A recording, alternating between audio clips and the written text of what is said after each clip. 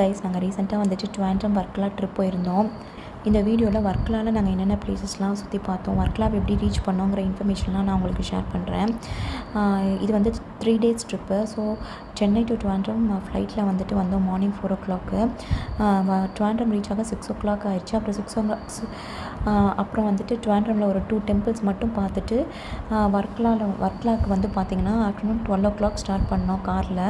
Varkala reach ஆகிறதுக்கு 1:30 ஆயிடுச்சு.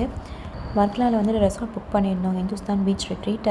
Resort ரொம்பவே சூப்பராக இருந்துச்சு. ரூம்லேருந்து பார்த்தாவே பீச் வியூவோட செம்மையாக இருந்துச்சு. நாங்கள் வரதுக்கு 2 o'clock ஆகிட்டனால லன்ச் அங்கேயே ரூம்லேயே ஆர்டர் பண்ணி சாப்பிட்டு மார்னிங் சீக்கிரமாக இருந்துச்சுனால டயர்டாக இருந்தனால ஒரு குட்டி தூக்கத்தை போட்டுட்டு ஈவினிங் 6 o'clock போல் வந்துட்டு வர்க்கலாவில் வந்துட்டு ஃபஸ்ட்டு பார்த்த இடம் தான் வர்க்கலா கிளிஃபு. ரொம்பவே சூப்பராக இருந்துச்சு. 6 to 9 வந்து அங்கே தான் ஸ்பெண்ட் பண்ணோம். ஒரு சைடு பீச்சு, ஒரு சைடு கடை வீதிங்க, செம்மையாக இருந்துச்சு. நீங்களும் வந்துட்டு நல்லா டைம் ஸ்பெண்ட் பண்ணுங்க. அப்புறமா ஒரு நைட் 9 o'clock போல் நாங்கள் மறுபடியும் ரெசார்ட்டுக்கு வந்துட்டு டின்னர் ஆர்டர் பண்ணி சாப்பிட்டு அப்புறம் ரெசார்ட்டில் ஸ்டே பண்ணிட்டோம். நெக்ஸ்ட் டே மார்னிங் வந்து பார்த்திங்க அப்படின்னா பிரேக்ஃபாஸ்ட் முடிச்சுட்டு ஃபஸ்ட்டு போன இடம் தான் ஜடா ஹெட் சென்டர். இங்கே வந்து பார்த்திங்கன்னா ரொம்பவே க்ரௌடடாக இருக்கும். என்ட்ரி டிக்கெட் வந்து பார்த்திங்கன்னா 250 இருக்கும்.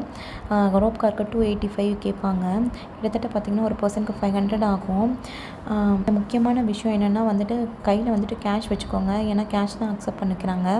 அப்புறம் மேலே போய் பார்த்திங்கன்னா இந்த ஸ்கல்ப்சர், அந்த ஈகிளோட ஸ்கல்ப்சர், அதோட ஹிஸ்ட்ரிலாம் செமையாக இருக்கும். பக்கத்துலேயே ராமர் டெம்பிள் ஒன்று இருக்கும்.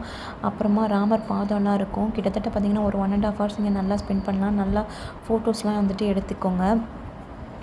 நாங்கள் முடிச்சு வரதுக்கு வந்து பார்த்திங்க அப்படின்னா வந்து ஆஃப்டர்நூன் 1:30 ஆயிடுச்சு. 10 to 1:30 அங்கே தான் ஸ்பெண்ட் பண்ணோம். அதுக்கப்புறமா நாங்கள் நெக்ஸ்ட்டு போன இடம் தான் வந்து பார்த்திங்க அப்படின்னா மேங்க்ரோவ் ஃபாரஸ்ட்டு. இது வந்து பார்த்திங்கன்னா பூவார் மாதிரியே தான் இருக்கும். ஆனால் இங்கே ஸ்பெஷலாக கயாக்கிங்லாம் வந்துட்டு பண்ணலாம்.